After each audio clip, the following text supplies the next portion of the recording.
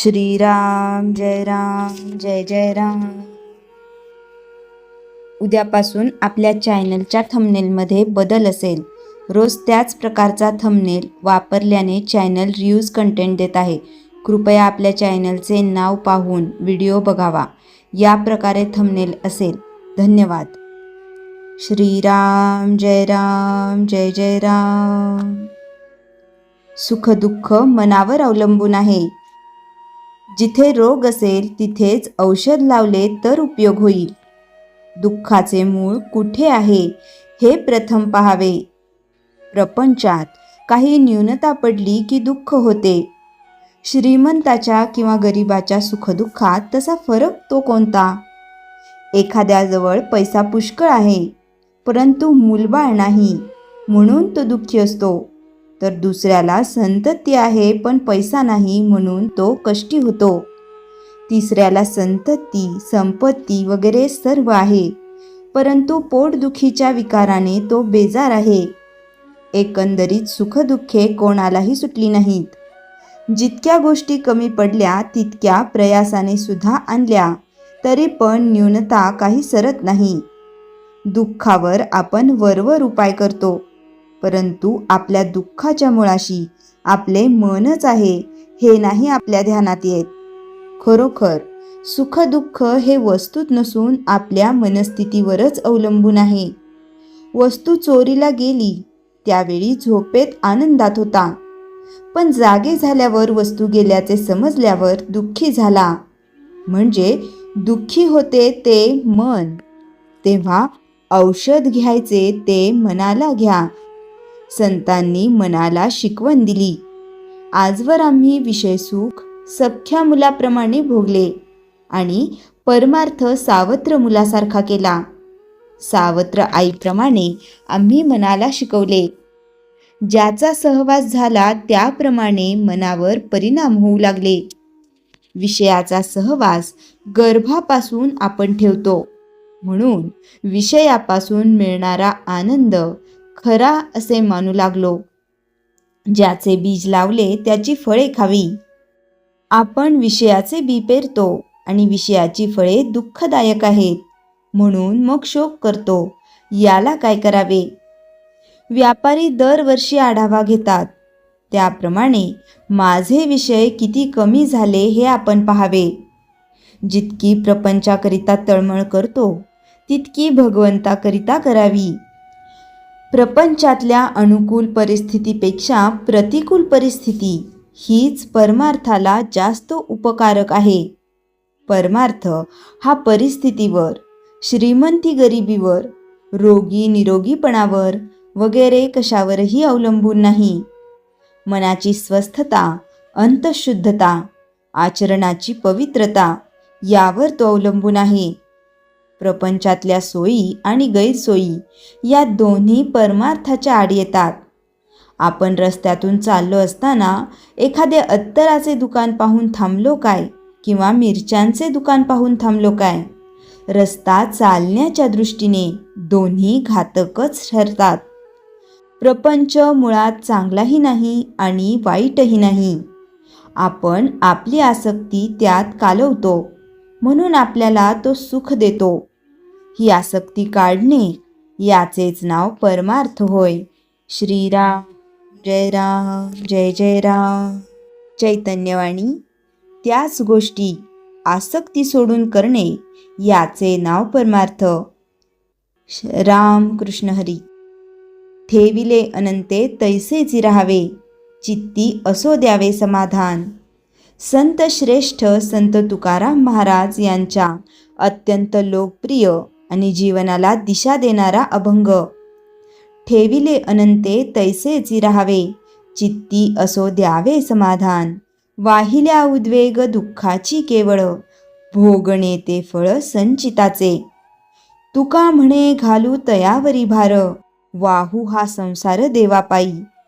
हा अभंग विशेषतः प्रापंचिक माणसासाठी, संसारात राहणाऱ्या प्रत्येक व्यक्तीला कधी ना कधी चिंता, काळजी, आर्थिक अडचणी, कौटुंबिक तणाव, मुलांचे प्रश्न, आरोग्याच्या समस्या यांना सामोरे जावे लागते.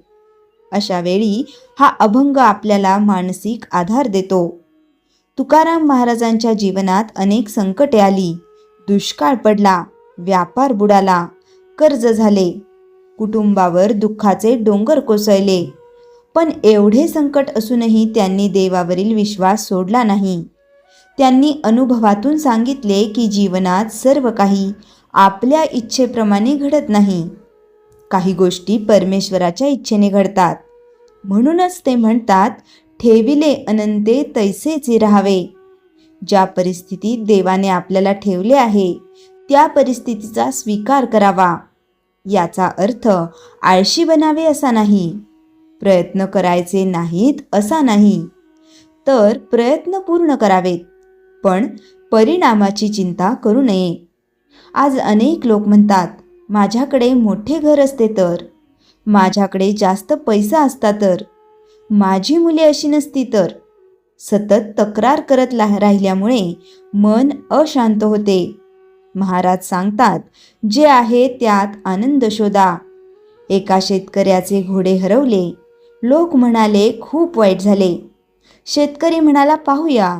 दुसऱ्या दिवशी घोडा आणखी 3 घोडे घेऊन आला. लोक म्हणाले खूप चांगले झाले. शेतकरी म्हणाला पाहूया.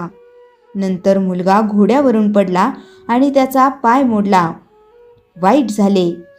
तो म्हणाला पाहूया. काही दिवसांनी युद्ध सुरू झाले. गावातील सर्व तरुणांना सैन्यात नेले गेले, पण त्याचा मुलगा जखमी असल्यामुळे वाचला. जी घटना वाईट वाटते ती पुढे चांगलीही ठरू शकते. म्हणून परिस्थिती स्वीकारणे आवश्यक आहे. चित्ती असो द्यावे समाधान. समाधान हा सर्वात मोठा खजिना आहे. आज माणसाकडे सर्व सुविधा आहेत, मोठे घर आहे, गाडी आहे, पण मनात समाधान नाही, कारण तुलना आहे.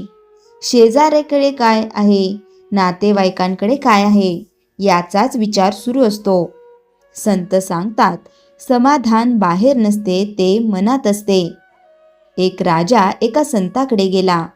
त्याने विचारले, मला आनंद कसा मिळेल? संतांनी त्याला एक साधा भिकारी दाखवला. भिकारी एका झाडाखाली बसून आनंदाने भजन करत होता. राजा आश्चर्यचकित झाला, कारण त्याच्याकडे काहीच नव्हते तो आनंदी होता, आणि ज्याच्याकडे सर्व काही होते तो दुःखी होता. यातून कळते की आनंद वस्तूंमध्ये नसून समाधानात आहे. वाहिल्या उद्वेग दुःखची केवळ. उद्वेग म्हणजे चिंता.